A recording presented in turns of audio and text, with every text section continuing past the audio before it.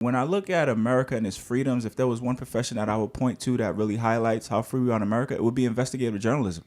You know, in other countries, when guys are trying to uncover stuff, they disappear. Yes. You know, so but even here in America, it can be dangerous. It can get contentious. I was looking at an interview you did with Vince McMahon, the CEO of WWE. Yeah. You were talking with him about some of his wrestlers who had passed on. Yeah.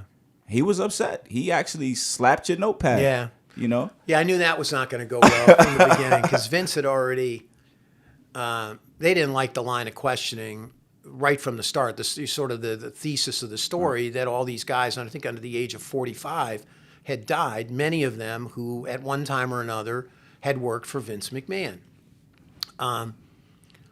You know, I'm going to be prepared in that. And Vince had already kind of gone toe-to-toe with Bob Costas. Okay. And I knew that, you know, he could elevate out of that chair pretty quickly. But I also knew that I wasn't going to give him the satisfaction of thinking that he could intimidate me, though we were at the WWE headquarters. Wow. So we're filming. I know they're filming. They've already threatened to sue HBO. They don't even know what the story is other than we're investigating these deaths under the age of 45.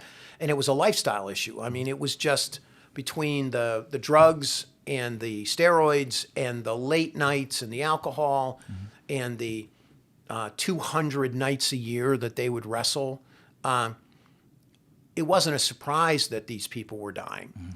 But what I found to be rather astonishing was that Vince took absolutely no responsibility for anything. And then I kind of had a look on my face. I didn't know it, but I'm like, really? No responsibility? And a lot of times, you know, William, it's not the first question. It's not the second question. It's not even the third question. A lot of times it's the question that they've never been asked, or you didn't have the either the stones to ask it, or you didn't have the backup to ask the question. And I did. You know, I knew the facts. And so you want to argue facts with me? I'll argue facts all day long. If you want to get high and mighty with me, and you know you want a name call, I can be pretty tough too in an interview. But it's you know, I mean, I've had a lot of adversarial interviews with people over the years, mainly because I was at I was at the point. I was the guy that was at the tip of the spear going in for whether it was SI or I was the chief investigative correspondent for CBS News for 7 years. And that's a different world. You know, that's not sports, that's news, that's Washington, that's Madoff, that's, you know, financial meltdown, crisis, all that stuff. And I've never been afraid to ask the question respectfully, as long as I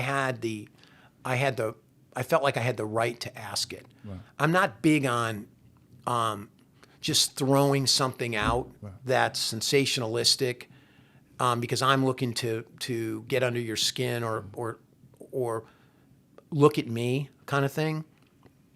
I've always believed that the most important person is the person across from me, but I'm not gonna show up and not know what I'm talking about.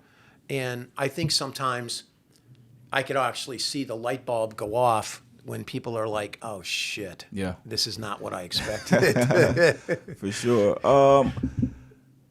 You've covered things from Russian doping in the Olympics to the Russian mob. Yeah. Like, have you ever been worried about your safety? There was a period of time I won't go into too much detail, but I was investigating a point shaving scandal that involved a prominent athlete and the Detroit Mafia and the Justice Department, and then another group of people who were rivals to a certain crime family in Detroit, trying to take over territory and stuff. So it's funny because it was a period of time in my life where I thought I was a lot smarter than I was. Mm-hmm. And that's really dangerous. Oh, you don't understand. I've been doing this a long time. And I remember this one particular source said to me, "You have no idea what you're getting into." And I'm like, "Oh no, you don't understand. I've done this a lot." And this person said, no, you don't have any idea, and you're going to get killed. Wow. And there were times when my life was threatened in an odd way. The people that you would think I couldn't trust were the ones that turned out to be the ones I could trust, that watched my back. With this cast of characters I found myself in. But I went down a rabbit hole for about 18 months. And, it was a period of time where it was I was in over my head. And the fact that I got out and we were able to print some things that were, we never got sued over because we were right. But getting to that right, it took a lot out of me, and I wouldn't recommend doing that again. I hear. Do you turn to the law enforcement? Do you turn to the publication to say, "Yo, this is what I'm faced with"? Or no, because it was a part of a book, so I was kind of on my own. Wow. And I was doing it with two other people. It was Money Players, I can say that. It was an NBA related thing. Okay. And if somebody read the book, I'm probably not. They're not surprised with what I'm talking about, but. It was, I was in, because I had the Justice Department that was trying to figure out what I was doing, and they were pulling every string they had in order to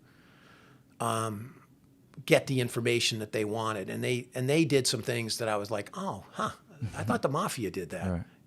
And then the people that I had given my word to about protecting a certain aspect of my investigation, they stepped in at a certain point in time and warned some other people off, and then just said, you mess with him, you're going to mess with us. And that was a warning, like from the highest level of a certain segment of Detroit society. Wow.